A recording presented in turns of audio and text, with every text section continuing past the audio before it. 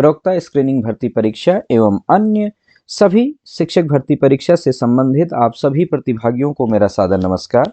मैं नीलेश सनवाल आज के इस लेक्चर में आप लोगों के लिए लेकर के आया हूं शिक्षण कौशल टीचिंग स्किल्स।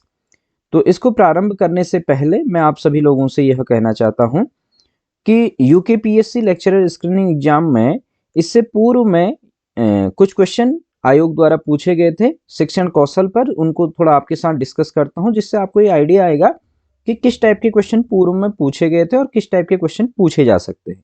तो सर सुनिएगा, एक क्वेश्चन पूछा था शिक्षण कौशलों के प्रयोग से विकसित होता है। पहला अधिगम, दूसरा शिक्षण, तीसरा परीक्षा, चौथा मूल्यांकन। तो बहुत इजी क्वेश्चन था, शिक्षण कौशलों के प्रयोग से शिक्षण विकसित होता है।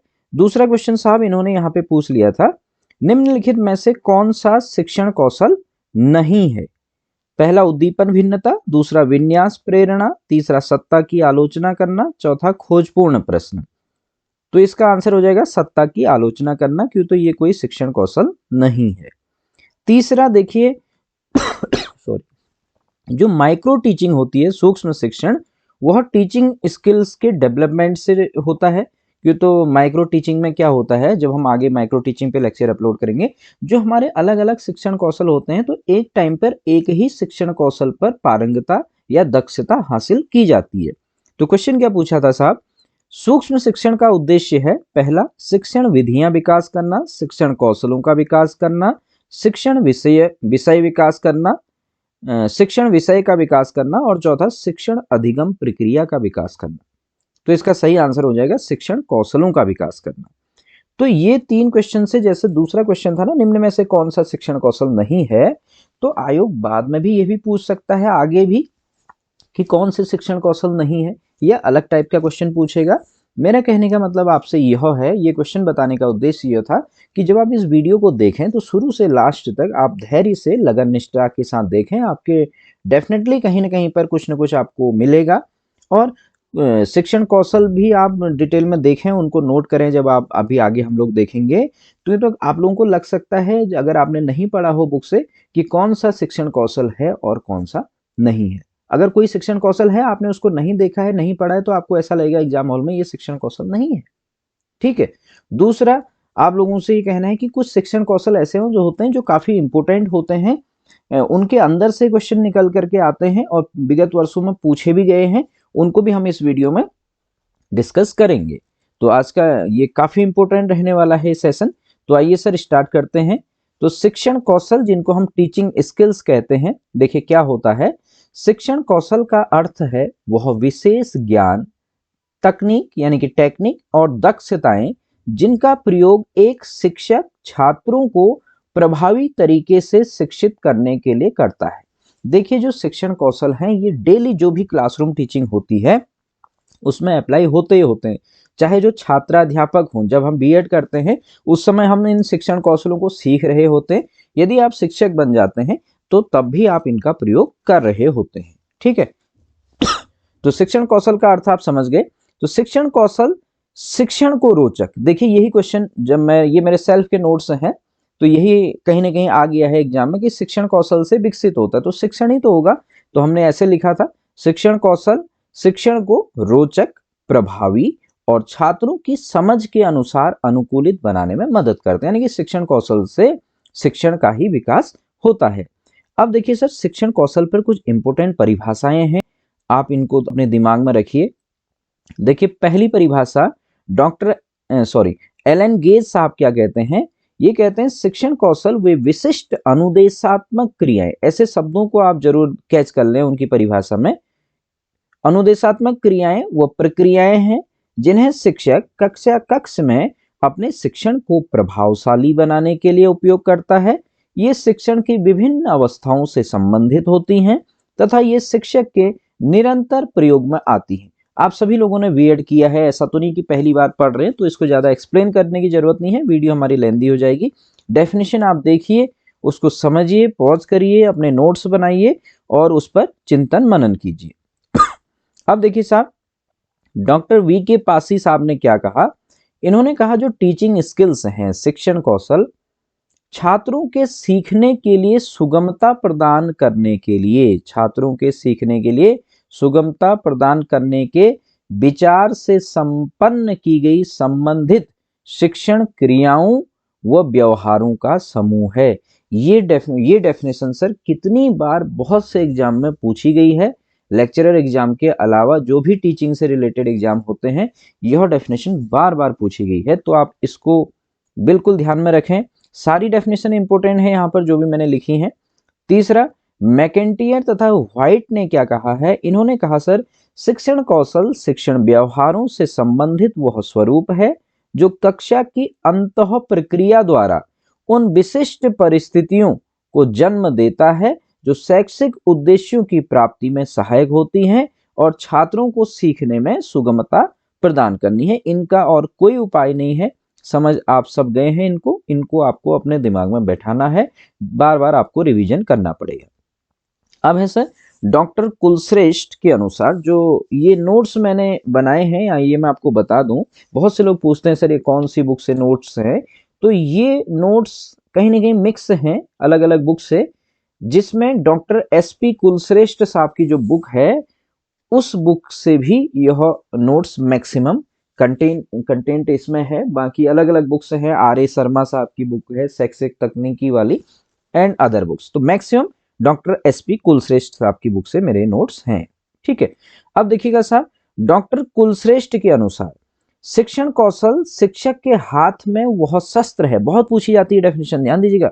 शिक्षण कौशल शिक्षक के हाथ में वह शस्त्र है, यहीं से शस्त्र को श्रेष्ठ से जोड़ लो, शस्त्र जहां आ गया, अस्त्र शस्त्र, ये कुल श्रेष्ठ है, जिसका प्रयोग करके शिक्षक अपने कक्षा शिक्षण को प्रभावशाली तथा सक्रिय बनाता है तथा कक्षा की अंतः क्रिया में सुधार लाने का प्रयास करता है।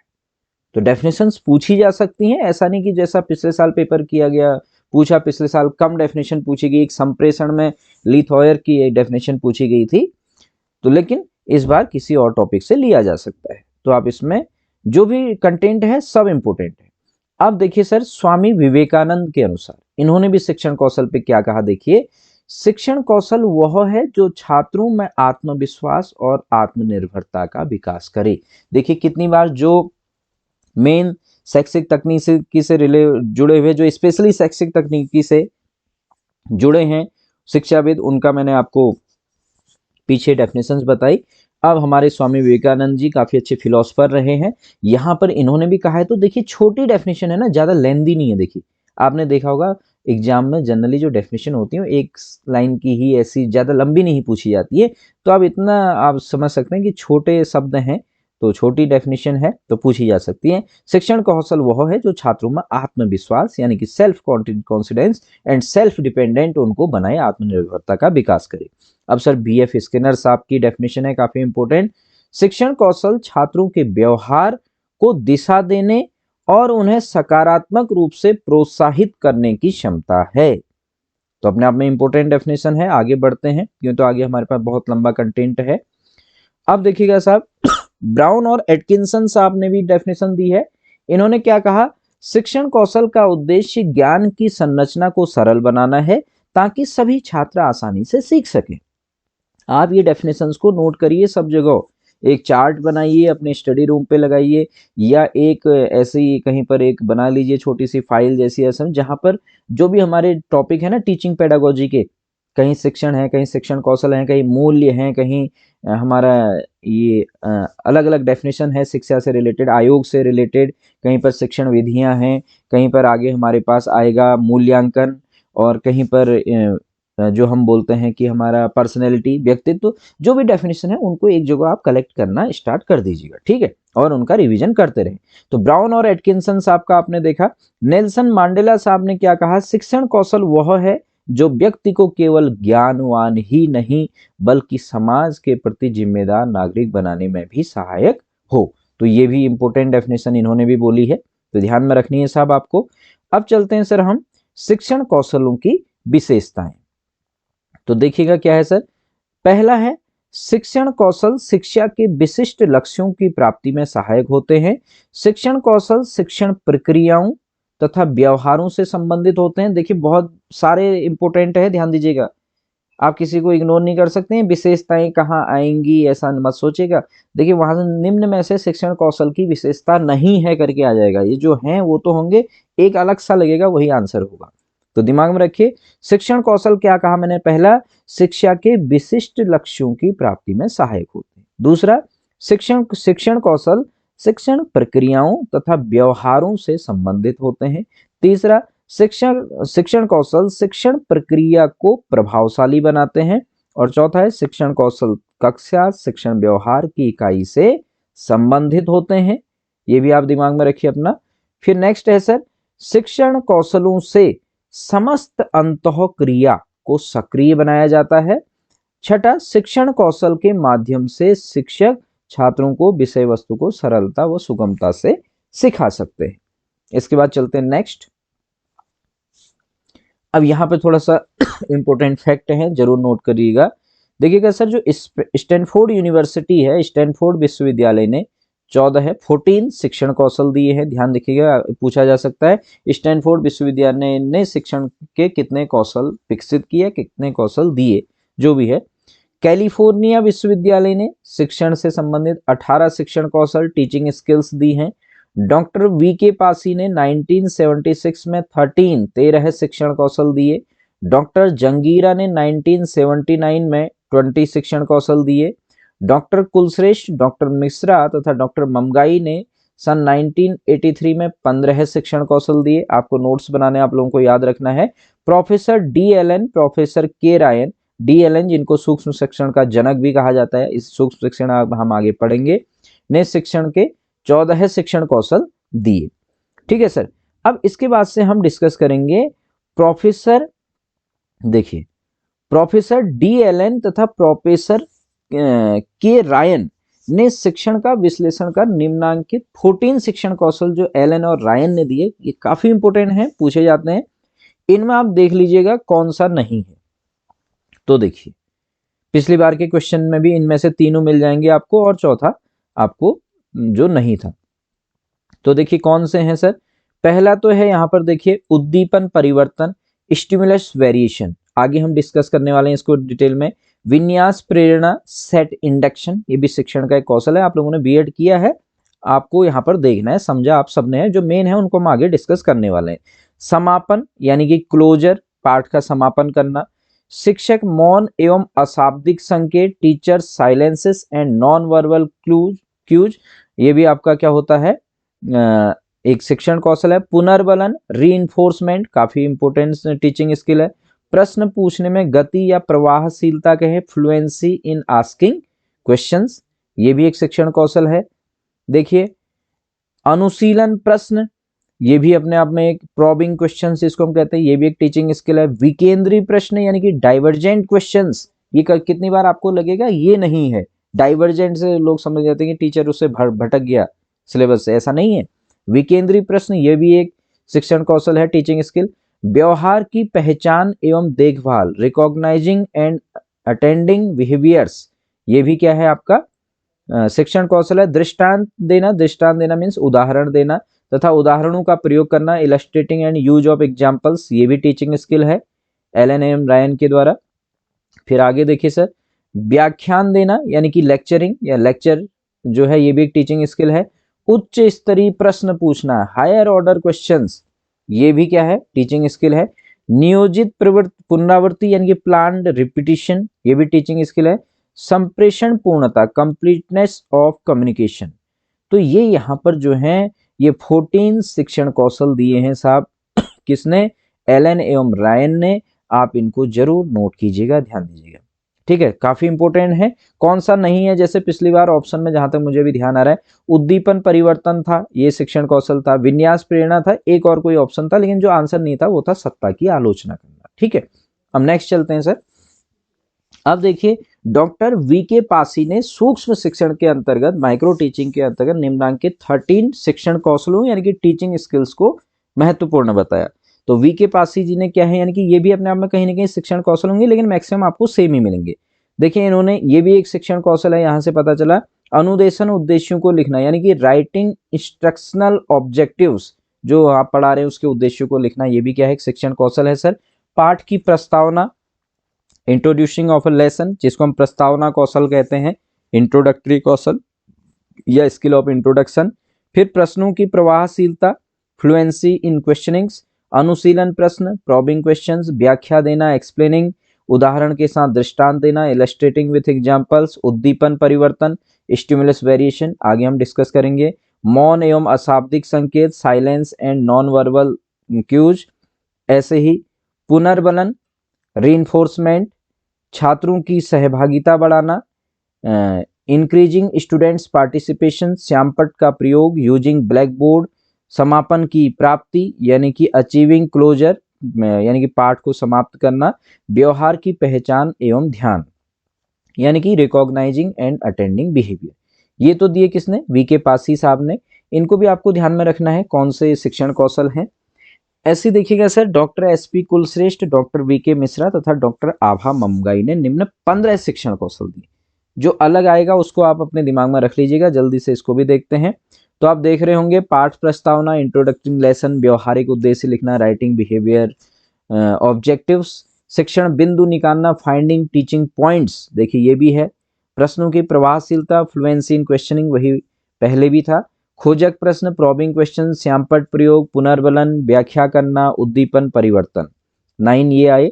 आगे देखिएगा सर, सक्रिय शिक्षक कथन देना, एक्टिव टीचर स्टेटमेंट्स, मूल्यांकन करना भी एक टीचिंग स्किल है, यूजिंग इवेल्युएशन, कक्षा विभिन्नता की अनुरूपता, केयरिंग क्लास इंडिविजुअल डिफरेंसेस यानी कि इंडिविजुअल जो डिफरेंसेस होते हैं चाइल्ड्स में, हर एक छात्र को सोच करके उनके अनुसार टीचिंग पे ध्यान देना, प्रभावशाली संप्रेषण, इफेक्टिव कम्युनिकेशन, कक्षा प्रबंधन यानी क्लास मैनेजमेंट, मैनेजिंग क्लास बहुत ही इंपॉर्टेंट शिक्षण कौशल होता है। तो कक्षा प्रबंधन ये किसके द्वारा दिया गया है, ये आपने पहली बार यहाँ पे देख रहे हैं, डॉक्टर वीके पासी एंड जो उनकी टीम है एसपी कुलश्रेष्ठ एंड ममगाई।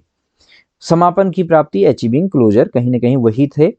अब भारतवर्ष में centre for advance study in education, देखिए दो और यहाँ पे कोई पॉइंट छूट गया होगा इसलिए लास्ट में लिखा है, भारतवर्ष में centre for advance study in education जिसको सेस तथा एमएस विश्वविद्यालय बड़ौदा ने 21 शिक्षण कौशलों को प्रस्तुत किया, लेकिन इनके हमने 21 लिखे नहीं है, ये पॉइंट लिखा है। अब देखिए सर, मैं आपको मेन ये बता दूं, शिक्षण कौशल शायद आप समझ गए होंगे, आप लोगों ने सभी ने बीएड किया है, आप एग्जाम की तैयारी कर रहे हैं, जो बीएड कर रहे हैं तो वो भी समझ जाएंगे, उनके लिए भी नोट्स काफी यूजफुल हैं। शिक्षण कौशल मीन्स छात्रों को पढ़ाने के लिए टीचर के अंदर जो स्किल्स हैं, ठीक है, अभी हम डिटेल में आएगा तो उसको डिस्कस भी करेंगे। अब देखिए सर, अध्यापक, डायरेक्ट आगे बढ़ते हैं, जो एग्जाम पॉइंट ऑफ व्यू से जो इंपॉर्टेंट पॉइंट हैं, अध्यापक के कार्यों के आधार पर शिक्षण कौशल 3 प्रकार के होते हैं। अध्यापक के कार्यों के आधार पर कौन कौन से होते हैं, पूर्व अनुदेशात्मक, अनुदेशात्मक और उत्तर अनुदेशात्मक। ये यहाँ से आपको ये फैक्ट याद रखना है कि अध्यापक के कार्यों के आधार पर इनको 3 प्रकारों में बांटा गया है, पूर्व अनुदेशात्मक, अनुदेशात्मक और उत्तर अनुदेशात्मक। अब देखिए सर, अध्यापक शिक्षा वो प्रशिक्षण की दृष्टि से शिक्षण कौशल 3 प्रकार के होते हैं यहाँ भी। तो अध्यापक शिक्षा और प्रशिक्षण की दृष्टि से एक तो होते हैं सर मूल शिक्षण कौशल, एक होते हैं विशिष्ट शिक्षण कौशल और एक होते हैं साहब आपके ललित समूह संबंधित विशिष्ट शिक्षण कौशल। इनको थोड़ा सा हम देखते हैं यहाँ पे।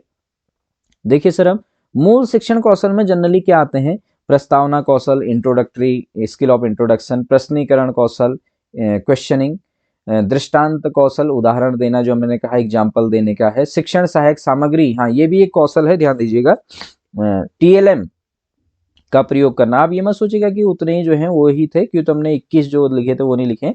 शिक्षण सहायक सामग्री कौशल ये भी अपने आप में एक टीचिंग स्किल है। खोजपूर्ण प्रश्न कौशल, व्याख्या कौशल, उद्दीपन परिवर्तन कौशल, पुनर्बलन कौशल, कक्षा कक्ष प्रबंधन कौशल, ये सब फंडामेंटल है मूल शिक्षण कौशल जो होते ही होते हैं। कुछ होते हैं विशिष्ट शिक्षण कौशल, जैसे मुख्यतः 2 प्रकार से विभाजित होते हैं, विषय आधारित और एक श्रेणी के आधार पर। विषय आधारित में जैसे आपने देखा होगा गणित के लिए अलग हो जाते हैं, हिंदी के लिए अलग, भाषा के लिए, एसएसटी के लिए अलग। श्रेणी आधारित ये छात्रों के हिसाब से हो जाते हैं, जैसे जनरल जो कॉमन छात्र हैं और जैसे कुछ दिव्यांग छात्र हैं, जो छात्र सुन नहीं सकते हैं या जो देख नहीं सकते हैं, उनके हिसाब से भी ये होते हैं, ठीक है। और श्रेणी पर आधारित ऐसे ही यहाँ पर देखिएगा,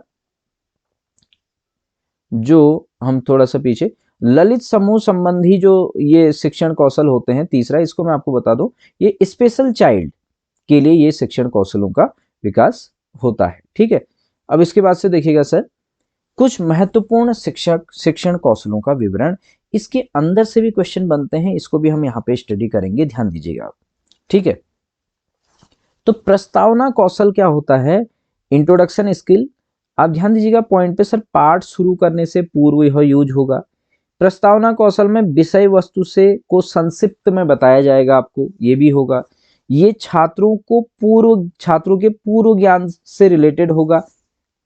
ठीक है, पूर्व ज्ञान से, ये काफी इंपॉर्टेंट होता है इसमें, पूर्व ज्ञान से नवीन ज्ञान या विषय वस्तु की ओर बढ़ना। जैसे आप सभी ने, हमने बीएड करा, तो बीएड में हम एक लेसन प्लान बनाते हैं, तो लेसन प्लान में सबसे पहले हम प्रस्तावना कौशल अपने उद्देश्य लिखते हैं टीचिंग का, फिर उसके बाद से स्किल में प्रस्तावना कौशल, उसमें जैसे हम कुछ इंट्रोडक्टरी क्वेश्चंस वहां पे पूछते हैं छात्रों से। ठीक है, किसी भी टॉपिक को पढ़ाने से पहले कुछ ऐसे क्वेश्चन पूछे जाते हैं, मैं एग्जांपल नहीं दूंगा, आप सभी ने बीएड करा है, कि जिससे हम छात्र जिसको पहले से जानता हो, जैसे हम छात्रों से कह दें कि हम अपने चारों ओर परिवेश में क्या क्या देखते हैं, तो छात्र हमको बताते हैं जैसे पेड़, पत्ते, ऐसे जो भी बहुत सारी चीजें एग्जाम्पल, जैसे हमको ऐसे, फिर पेड़ कितने प्रकार के होते हैं, ऐसे फिर उसको बताएंगे। फिर उसमें से अगर हमको फूल के बारे में पढ़ाना है तो धीरे धीरे हम उसको किसी फ्लावर के बारे में ले आते हैं ना, तो ये सब चीजें हैं। तो पूर्व ज्ञान से नवीन ज्ञान विषय वस्तु की ओर बढ़ना, ये जो है, या छात्रों को पूर्व ज्ञान पर आधारित प्रश्न पूछना, ये किस पे होता है, कहीं ना कहीं प्रस्तावना कौशल के अंदर। ठीक, विषय वस्तु को छात्र के पूर्व ज्ञान संबंधी उदाहरण देकर रुचिकर बनाना, यानी छात्र जो पहले जानते हैं ना, उस पे उनको एग्जाम्पल देंगे ताकि छात्र आगे के लिए इंटरेस्ट लेना स्टार्ट करे। छात्रों में जिज्ञासा, तत्परता, अभ्यास एवं रुचि की भावना विकसित करना। तो प्रस्तावना कौशल आप समझ गए, सभी लोग समझते भी हैं। अब देखिएगा सर, ये भी काफी इंपॉर्टेंट है, दूसरा उद्देश्य कथन कौशल या अनुदेशन, उद्देश्यों को लिखना भी इसको कहा जाता है, या व्यावहारिक उद्देश्य लिखना। तो इस शिक्षण कौशल में पाठ्य वस्तु, विषय वस्तु को पढ़ाने के उद्देश्यों को स्पष्ट किया जाता है। आपसे पूछ जाएगा किस शिक्षण कौशल, निम्न में से किस शिक्षण कौशल के अंतर्गत पाठ्य वस्तु, विषय वस्तु को पढ़ाने के उद्देश्यों को स्पष्ट किया जाता है या लिखा जाता है, तो इसमें एक ऑप्शन होगा उद्देश्य कथन कौशल, वो आपका आंसर हो जाएगा। फिर किसी अवधारणा, सिद्धांत या प्रयोग को समझाने का उद्देश्य है, वो भी एक्सप्लेन किया जाएगा। ऐसे सर छात्रों को परीक्षा की दृष्टि से तैयार करने का उद्देश्य भी इसमें होता है, और विषय वस्तु की दैनिक जीवन में उपयोगिता का उद्देश्य भी इसमें स्पष्ट किया जाता है। तो ये आप समझ गए होंगे जो हमारा उद्देश्य कथन कौशल है। अब इसके बाद से सर खोजक प्रश्न कौशल, ये सबसे इंपॉर्टेंट है, यहां से क्वेश्चन बनता ही बनता है, मैक्सिमम चांसेस रहते हैं, और आते हैं विगत एग्जाम में भी, आगे भी पूछे जा सकते हैं। तो खोजक प्रश्न कौशल या खोजपूर्ण प्रश्न कौशल हम इसको कहें, स्किल ऑफ प्रॉबिंग क्वेश्चंस। तो इसको आप ध्यान से देखिएगा, इसमें क्या होता है, इसमें खोजक या अनुशीलन प्रकार के प्रश्न पूछकर शिक्षक छात्रों का ध्यान आकर्षित करता है और उन्हें अभिप्रेरित करता है। तो डायरेक्ट आपसे पूछ लेगा किस शिक्षण कौशल में अनुशीलन प्रकार के प्रश्न पूछकर शिक्षक छात्रों का ध्यान आकर्षित करता है और उन्हें अभिप्रेरित करता है, तो आप वहां पर प्रश्नीकरण कौशल भी एक होगा, तो वो नहीं होगा, होगा खोजक प्रश्न कौशल। ठीक है, ध्यान दीजिएगा। फिर दूसरा पॉइंट, शिक्षक छात्रों में रुचि एवं जिज्ञासा उत्पन्न करके उनके पूर्व ज्ञान को नवीन ज्ञान से जोड़ता है इसमें भी, और छात्र चिंतनशील होकर गहराई में जाते हैं एवं विभिन्न पहलुओं पर ध्यानपूर्वक मंथन करते हैं। सबसे इंपॉर्टेंट अब आता है सर खोजपूर्ण प्रश्न कौशल के जो घटक है। ठीक है, इनको मैं आपको एक्सप्लेन भी करूंगा, और यहां से जो क्वेश्चन पूछा गया है वो भी बताऊंगा आपको। ठीक है, जो बार बार पूछा गया है, देखिएगा साहब, इसके जो कंपोनेंट्स हैं खोजपूर्ण प्रश्न कौशल के, तो इसमें संकेत देना, प्रॉम्प्टिंग, विस्तृत सूचना प्राप्ति, सीकिंग फर्दर इंफॉर्मेशन, पुनः केंद्रीकरण, रिफोकसिंग, पुनः प्रेषण, रिडायरेक्शन, आलोचनात्मक सजगता, समीक्षात्मक अभिज्ञान वृद्धि, क्रिटिकल अवेयरनेस। क्वेश्चन अभी इनको समझाता हूं मैं, इनका मतलब क्या है, क्वेश्चन क्या पूछा गया है वो मैं आपको बता दूं, बहुत बार बहुत से एग्जाम में मैंने देख लिया है, और यह क्वेश्चन ये जो डॉक्टर एसपी कुलश्रेष्ठ साहब की बुक है, इसमें यह एमसीक्यू भी है। ठीक है, ये इस बुक में मुझे एमसीक्यू भी मिला और अदर एग्जाम में पूछा भी गया है। मैं आपके लिए बाद में एमसीक्यू भी तैयार करूंगा। तो देखिए, खोजपूर्ण प्रश्न कौशल में यह क्वेश्चन पूछा गया था, पुनः केंद्रीकरण निम्न में से किस शिक्षण कौशल के अंतर्गत आता है, यह क्वेश्चन पूछा गया। तो उसमें खोजपूर्ण प्रश्न कौशल, उद्दीपन परिवर्तन कौशल, आपका प्रश्नीकरण कौशल और विन्यास प्रेरणा अलग अलग है, सेट इंडक्शन जिसको हम बोलते हैं। तो खोजपूर्ण प्रश्न कौशल सर, ये जो पुनः केंद्रीकरण है यह पूछा गया है किसके अंतर्गत, खोजपूर्ण प्रश्न कौशल। अब मैं यहां से आपको बता दूं इनका जो मेन अर्थ है, खोजपूर्ण प्रश्न कौशल के घटक में संकेत देना क्या होता है, आप ध्यान से सुनिएगा। देखिए, जनरली जब शिक्षक जब कक्षा में प्रश्न पूछता है ना, तो उसको कितनी बार क्या होता है, नकारात्मक उत्तर यानी कि निगेटिव आंसर प्राप्त होते हैं। जैसे छात्र कहते हैं मैं नहीं जानता, मुझे नहीं पता, या ठीक से आंसर नहीं दे पाते हैं। ठीक है, मैंने ये प्रॉपर आंसर नहीं दे पाते हैं, उससे मिलता जुलता कहीं आंसर देते हैं, तो शिक्षक क्या करते हैं, उनको संकेत देते हैं। तो शिक्षक संकेत देकर उनसे सही उत्तर प्राप्त करते हैं। जैसे शिक्षक क्या बोलेगा, हाँ आप सही कह रहे हैं। ठीक है, तो संकेत देना मीन्स टीचर ने क्वेश्चन पूछा, छात्र प्रॉपर आंसर नहीं कर पा रहे, तो उनको एक हिंट देना, संकेत देना। ठीक, दूसरा विस्तृत सूचना प्राप्ति। अब इसमें क्या होता है, जब छात्र आपको क्या करेंगे, स्टूडेंट अधूरा या इनकम्प्लीट उत्तर देते हैं, तो शिक्षक क्या करेगा, विस्तृत सूचना प्राप्ति मतलब पूर्ण उत्तर प्राप्त करने का प्रयास करता है, कंप्लीट आंसर। इसलिए विस्तृत सूचना प्राप्ति में ध्यान से सुनिए, शिक्षक कहता है कि हाँ तुम ठीक कह रहे हो, हाँ बिल्कुल सही, आप लगभग आंसर के करीब हो, हम लोग बोलते हैं ऐसा ना, या जो आप कह रहे हो इसको थोड़ा और अच्छे स्टेटमेंट से बोलो। बच्चा टूटी फूटी डेफिनेशन देता है, हम कहते हैं प्रॉपर करने की कोशिश करो, कुछ और बताओ इसके बारे में, या इसमें एक पॉइंट आपने छोड़ दिया, एक महत्वपूर्ण बात और है, जरा सोचो वह कौन सा पॉइंट है। तो इस प्रकार से विस्तृत सूचना प्राप्ति, ये भी खोजपूर्ण प्रश्न कौशल है। ठीक है, फिर है पुनः केंद्रीकरण, रिफोकसिंग। इसका मतलब समझिए, अब क्या होता है, जब शिक्षक ना एक छात्र से या अलग अलग छात्रों को उठाया, उसने पूर्ण उत्तर को प्राप्त कर लिया, शिक्षक के पास पूर्ण उत्तर को प्राप्त कर लेता है, तब वह उस प्राप्त ज्ञान को नवीन विषय वस्तु से जोड़ने का प्रयास करता है। इसे पुनः केंद्रीकरण या रिफोकसिंग कहा जाता है सर। यानी क्या होता है, एक आंसर उसने कुछ लिया टीचर ने, उस आंसर के बेस पर, अब जो आंसर है ना, उसके बेस पर वह नया कंटेंट पढ़ाएगा। छात्रों का जो पहले का ज्ञान है ना, जो उन्होंने आंसर दिया, उस ज्ञान से रिलेटेड ना, छात्रों के आंसर से हम जोड़ते हैं, फिर हम नया कंटेंट नहीं पढ़ाते हैं, तो उसको पुनः केंद्रीकरण कहते हैं। अब मैंने यहाँ पे लिखा नहीं है, तो मैं आपको बता भी दूं, बुक भी डॉक्टर कुलश्रेष्ठ साहब की मेरे सामने है, इसलिए मैं यहाँ से बुक से ही आपको एक स्टेटमेंट बोल रहा हूँ और एक क्वेश्चन आता है।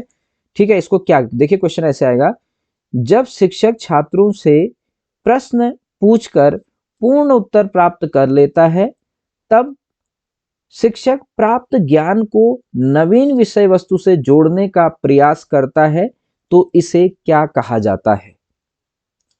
तो विस्तृत सूचना प्राप्ति, पुनः केंद्रीकरण, पुनः प्रेषण या आलोचनात्मक सजगता। तो ध्यान दीजिएगा, पुनः केंद्रीकरण क्या है आप नोट कर लीजिएगा, जो लोग ध्यान से इस वीडियो को सुन रहे हैं।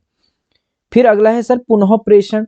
अब रिडायरेक्शन में क्या होता है कि जब शिक्षक इसके अंतर्गत किसी पुनः प्रेषण में शिक्षक एक ही प्रश्न को कई छात्रों से पूछता है। मैं आपको बताऊं, रिडायरेक्ट पुनः प्रेषण, दोबारा से भेजना, रिडायरेक्शन, एक ही क्वेश्चन को कई छात्रों से पूछता है, तो इस प्रकार वो इसको पुनः प्रेषण कहते हैं। एक क्वेश्चन है, बार बार उसका प्रेषण हो रहा है, अलग अलग छात्रों से पूछा जा रहा है।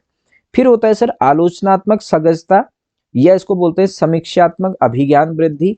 इसमें क्या होता है सर, मैं आपको बता दूं, इस शिक्षण कौशल में जब अंत में शिक्षक सही उत्तर प्राप्त करने के पश्चात छात्रों से उत्तर की सार्थकता, कि इसका रियल में क्या अर्थ है, क्या प्रैक्टिकली इसका डेली लाइफ में यूज है, यह बताने के लिए कहता है, तो इसको आलोचनात्मक सजगता यानी कि समीक्षात्मक अभिज्ञान वृद्धि या क्रिटिकल अवेयरनेस, यानी कि आंसर तो दे दिया छात्रों ने, कई छात्रों ने रट के तो आंसर नहीं दिया है, तो उसको समझाना, छात्र अब उत्तर का एक्सप्लेनेशन करेंगे। ठीक है, तो उसको बोलते हैं आलोचनात्मक सजगता। ठीक है, तो आप समझ गए होंगे, ये बहुत इंपॉर्टेंट इसके जो कंपोनेंट है खोजपूर्ण प्रश्न कौशल के। अब देखिए सर, पूछे जाने वाले प्रश्नों की कुछ विशेषताएं होनी चाहिए। वो कैसी विशेषताएं होनी चाहिए उसको हम थोड़ा सा यहाँ पे डिस्कस कर लेते हैं।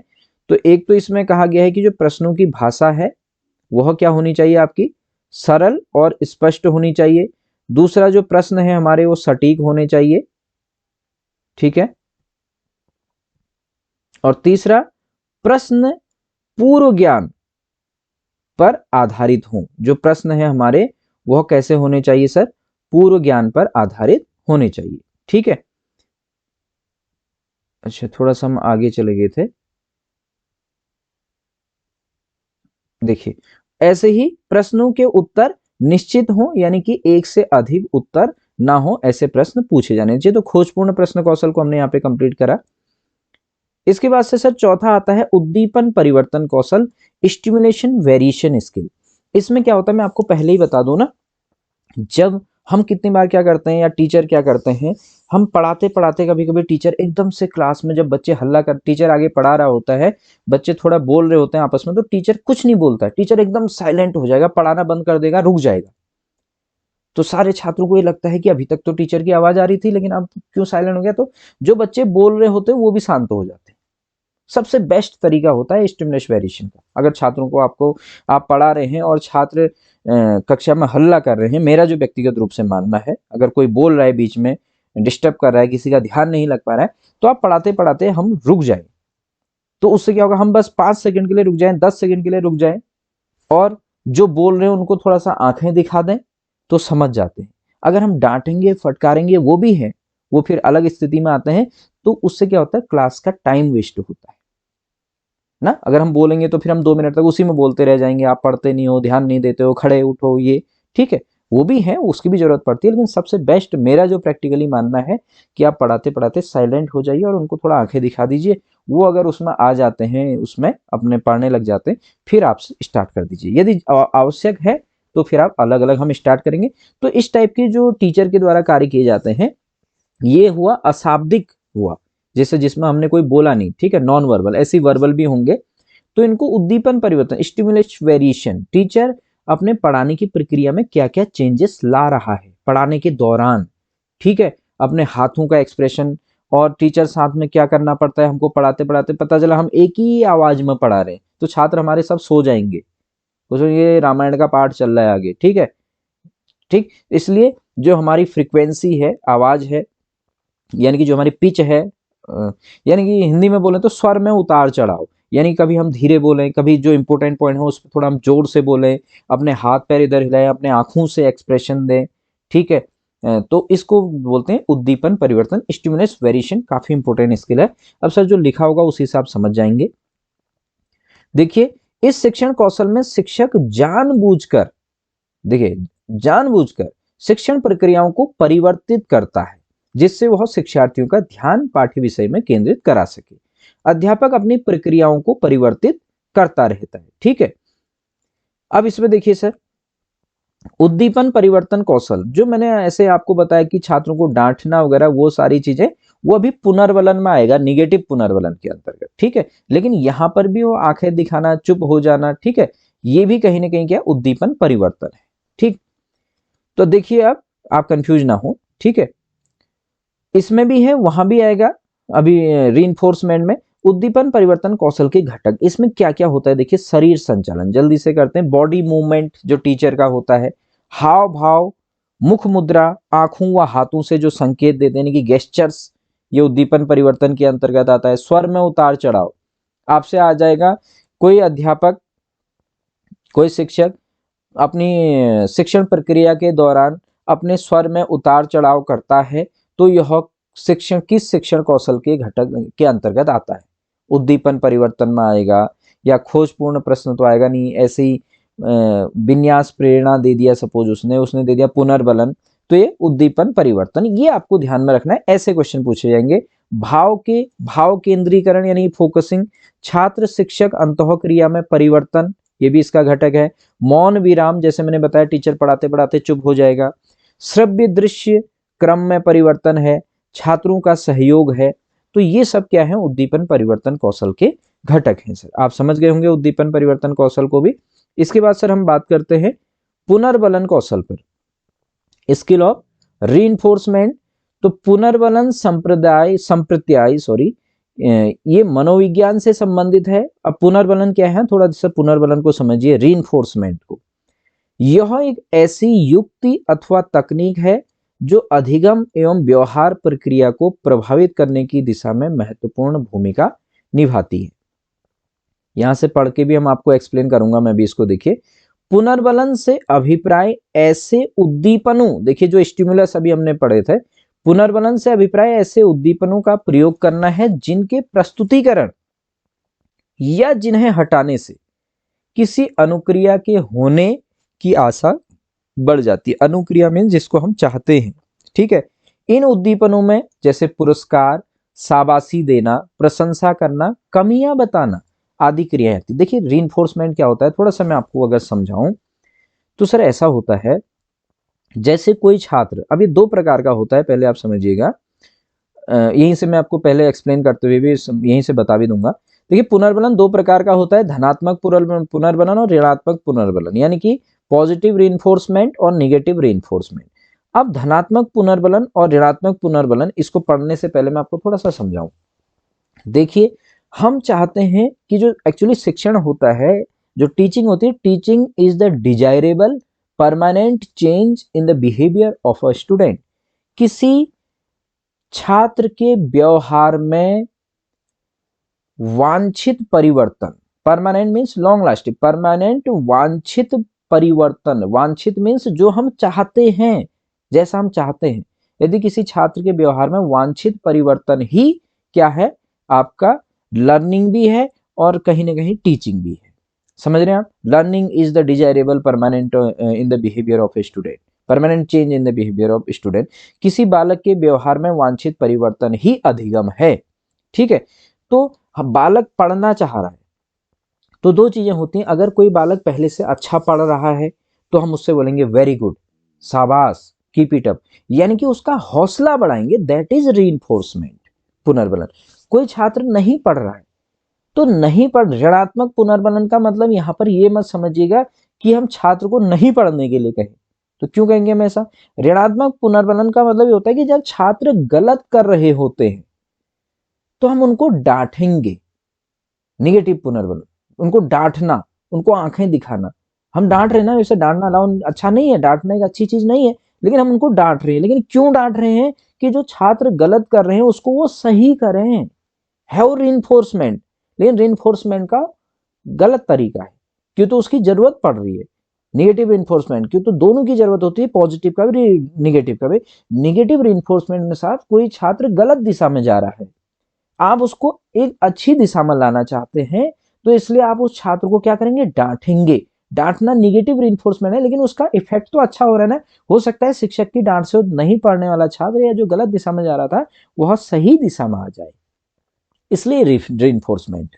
तो आप समझ गए होंगे साहब।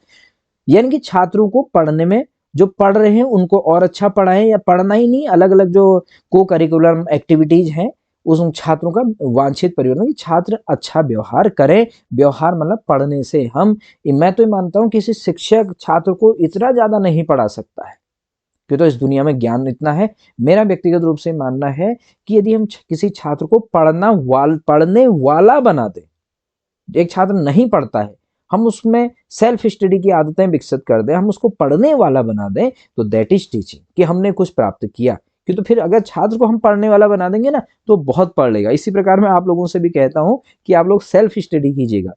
आप लोग, मेरा मानना है कि मैं आपको अपने सेल्फ नोट्स क्यों दे रहा हूं, कि शायद मेरे नोट्स से आपके बिहेवियर में कुछ चेंज आ जाए, आप लोग एक पढ़ने वाले बन जाएं, ठीक है। तो फिर अगर आप पढ़ने वाले बन जाएं तो फिर मेरे नोट्स भी आपके लिए इनफ नहीं है, आप बुक खोल के बहुत सारा पढ़ेंगे, ठीक है। इसलिए मैं कहता हूँ रेगुलर स्टडी कीजिएगा। थोड़ा सा मैंने इसके बारे में ज्यादा बोला है, अगर ज्यादा बोला होगा तो उसके लिए मैं माफी चाहूंगा, ठीक है सर। आगे अब नोट्स पे आते हैं, क्यों तो इन पे मैंने आपको पहले ही कहा है, हमें अपनी समझ विकसित करनी जरूरी है, और आप सभी लोगों ने बीएड किया भी। देखिए सर, धनात्मक पुनर्बलन तो क्या होता है, अब यहां से देखें सॉरी। धनात्मक पुनर्बलन द्वारा, यानी पॉजिटिव रीइंफोर्समेंट द्वारा छात्रों के वांछित व्यवहार से मतलब डिजायरेबल बिहेवियर को प्रबल बनाया जाता है। जैसे फॉर एग्जांपल वेरी गुड, शाबाश, कीप इट अप, प्रशंसा या पुरस्कार। अभी हम आगे और डिटेल में पढ़ेंगे।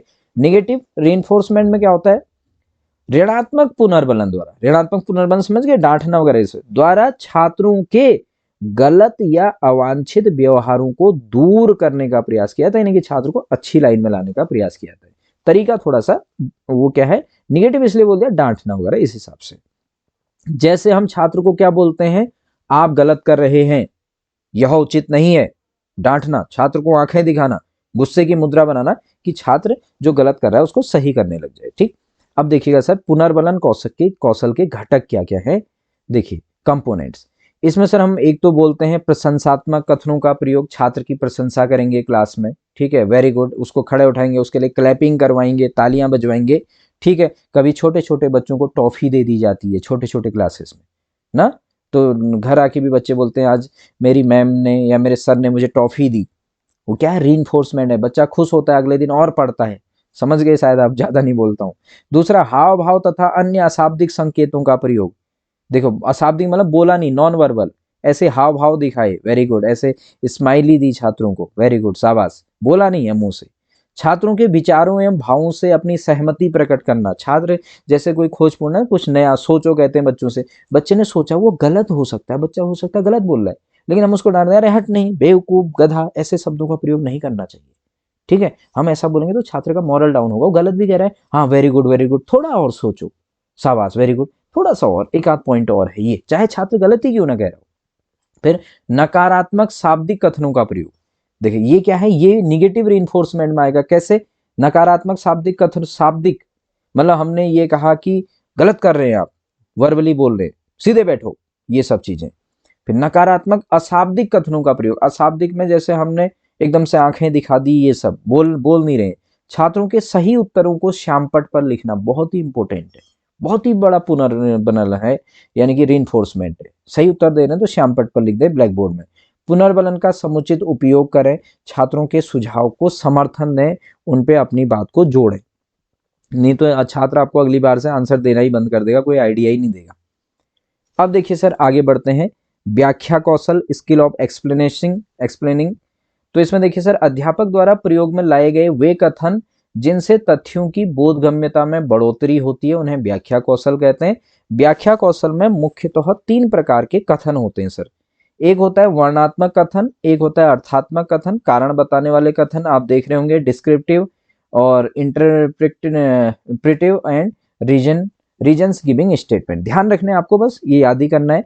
व्याख्या कौशल ज्यादा टफ नहीं है। व्याख्या कौशल के जो घटक हैं सर, इसमें उपयुक्त प्रारंभिक और निष्कर्ष कथनों का प्रयोग है, कथनों में तारतम्यता होनी चाहिए, भाषा में धारा प्रवाह होना चाहिए, आवश्यक बिंदुओं पर ध्यान देना होना चाहिए, और व्याख्या सेतुओं का प्रयोग, ये काफी इंपॉर्टेंट है।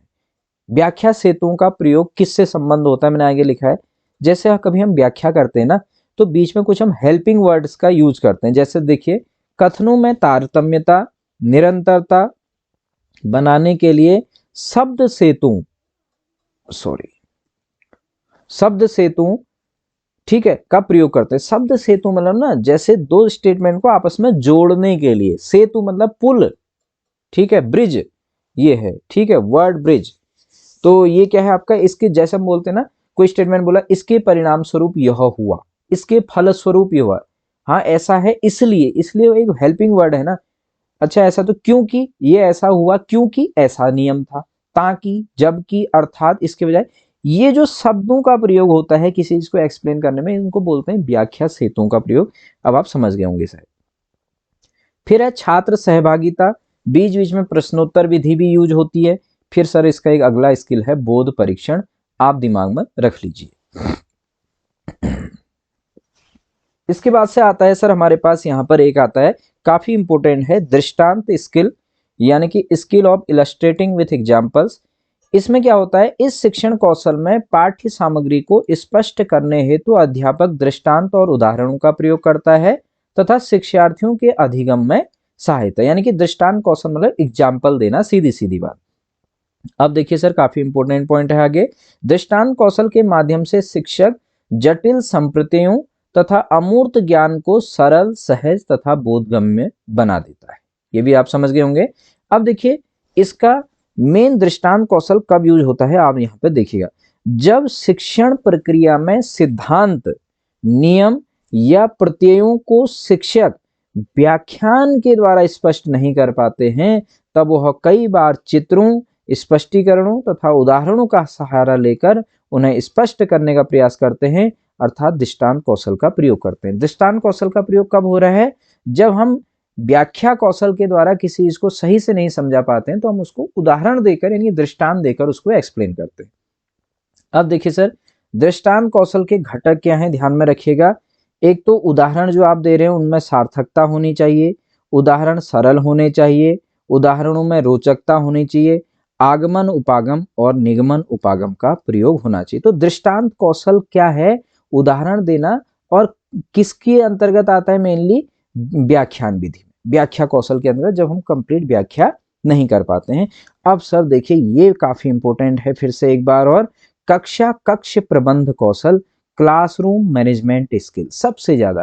क्यों? तो इसमें डिसिप्लिन, सबसे पहले हम जाएं इसके अंतर्गत क्या होता है, हमको बीएड में सिखाया जाता है, आप अपने क्लास में बच्चे सीधी पंक्ति में बैठे हों, हर पंक्ति हर लाइन में इक्वली छात्र बैठे हों, हर दो लाइनों के बीच में शिक्षक के जाने के लिए रास्ता होना चाहिए, और बच्चों के बीच में इतनी डिस्टेंस होनी चाहिए कि शिक्षक एक एक छात्र के पास उसकी सीट पर जा सके।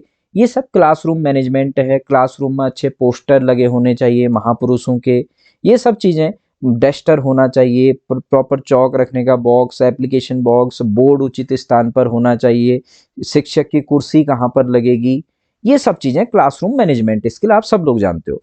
क्वेश्चन क्या बनेगा उसको हम डिस्कस करते हैं एग्जाम पॉइंट ऑफ व्यू से। तो सर, कक्षा कक्ष प्रबंध कौशल शिक्षक के ऐसे व्यवहार हैं, ध्यान से दीजिएगा इसकी डेफिनेशन, जिनके द्वारा शिक्षक प्रभावशाली शिक्षण अधिगम प्रक्रिया हेतु उचित कक्षा वातावरण उत्पन्न करने तथा छात्रों के व्यवहारों को नियंत्रित करता हुआ उनका ध्यान विषय वस्तु की ओर आकर्षित करता है तथा कक्षा के अंत तक उसे बनाए रखता है। तो क्लासरूम मैनेजमेंट। अब इसके मेन कंपोनेंट आप लोग ध्यान में रखिए, इसमें सर ये आते हैं, देखिए, एक तो कंपोनेंट में अधिगम रोचक बनाना, दूसरा अधिगम उद्देश्य पूर्ण बनाना, मेकिंग लर्निंग पर्पजफुल, छात्रों के उद्देश्य की प्राप्ति के लिए अभिप्रेरित करना छात्रों को, छात्र शिक्षक अंतःक्रिया को प्रोत्साहन देना यानी कि to encourage student teacher interaction, निर्देशों की स्पष्टता, क्लैरिटी ऑफ इंस्ट्रक्शन होने चाहिए। फिर अनुशासन पर नियंत्रण रखना सबसे इंपॉर्टेंट आता है इसके अंदर, कंट्रोलिंग, अनुशासनहीनता पर नियंत्रण रखना, सॉरी कंट्रोलिंग इनडिसिप्लिन, की छात्र इनडिसिप्लिन ना कर सकें, छात्र पूरे डिसिप्लिन में रहें through out the teaching session. वांछित व्यवहारों का पुनर्बलन यानी कि रीइंफोर्समेंट इसमें भी दिया जाए फॉर डिजायर्ड बिहेवियर के लिए। तो ये कक्षा कक्ष प्रबंधन के अंतर्गत आते हैं, इनको आप ध्यान में रखिएगा। अब आता है सर श्यामपट्ट कौशल, ब्लैक बोर्ड स्किल, काफी इंपॉर्टेंट। यहाँ जो इंपॉर्टेंट पॉइंट बनते हैं नोट कीजिएगा। श्यामपट्ट को यानी ब्लैक बोर्ड को शिक्षक का सच्चा मित्र कहा गया है या कहा जाता है। तो निम्न में से किसको शिक्षक का सच्चा मित्र कहा जाता है शिक्षण के दौरान? तो ध्यान दीजिएगा, ब्लैक बोर्ड साहब है। आजकल तो ब्लैक बोर्ड कहाँ रहे, व्हाइट बोर्ड है, मार्कर है। पहले से होता था ब्लैक बोर्ड जिसमें हम व्हाइट चौक से लिखते थे यानी कि टीचर हमारे, लेकिन अब कहेंगे तो उसका नाम ब्लैक बोर्ड ही है, ठीक है। बोर्ड बेशक व्हाइट हो चुके हैं, ठीक है। अब देखिए, श्यामपट्ट लेखन में स्पष्टता एवं अक्षरों का उचित आकार, जब टीचर के पास क्या है, लेखन में स्पष्टता होनी चाहिए और जो लिख रहे वर्ड उनका साइज प्रॉपर होना चाहिए, नहीं बहुत छोटा नहीं बहुत बड़ा। श्यामपट्ट के मध्य भाग में लिखना चाहिए, बीएड में हमको सिखाया जाता है। श्यामपट्ट को ऊपर से नीचे की ओर मिटाना चाहिए, क्यों? तो जब हम पढ़ा रहे होंगे तो हम सबसे लास्ट में जो है सबसे नीचे लिखा होगा ना हमने टॉपिक, तो हम नीचे से ऊपर को बैठाए मिटाने लग जाएंगे तो छात्र ने नीचे का तो उतारा ही नहीं होगा अपनी कॉपी में।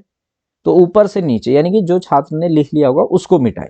फिर श्यामपट्ट के बाईं ओर खड़े होकर, दाईं ओर नहीं, कभी भी बाईं ओर खड़े होकर 45 डिग्री का कोण बनाकर लिखना चाहिए, यानी कि छात्रों को पीठ करके भी नहीं लिखना चाहिए, ठीक है। श्यामपट्ट में लिखने के बाद बाएं किनारे पर खड़े होकर समझाना चाहिए। ये हमारे बहुत आसान है श्यामपट्ट कौशल। एक है सर पुनरावृत्ति कौशल, रिवीजन स्किल। पुनरावृत्ति कौशल को स्थायीकरण कौशल भी कहते हैं, ये यहां से इंपॉर्टेंट है। निम्न में से किस कौशल को स्थायीकरण कौशल कहा जाता है? तो रिवीजन स्किल को। ये यहां से आप इस पॉइंट को सर जरूर ध्यान में रखें अपना, स्थायीकरण कौशल कौन सा है, रिवीजन स्किल। फिर पुनरावृत्ति कौशल में शिक्षक द्वारा पढ़ाए गए पाठ प्रसंगों इत्यादि को दोहराया जाना चाहिए, यानी कि रिवीजन करना। सप्ताह के अंत में आकलन होना चाहिए बीच बीच में। पढ़ाए गए अध्याय से बीच बीच में प्रश्न भी पूछे जाने चाहिए। तो सर ये था हमारा आज का इस टीचिंग स्किल्स पर जो मेरे सेल्फ के नोट्स थे, इनको मैंने आपके सामने रखा है।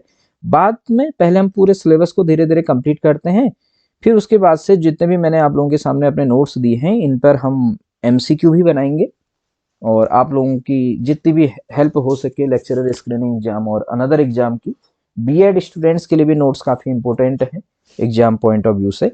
तो यदि आपको यह मेरा लेक्चर पसंद आया तो आप वीडियो को लाइक कीजिएगा, शेयर कीजिएगा और सब्सक्राइब कीजिएगा, मैक्सिमम लोगों के साथ शेयर कीजिएगा, तो जिससे अधिक से अधिक छात्रों को उचित लाभ हो सके, उनको हेल्प हो सके।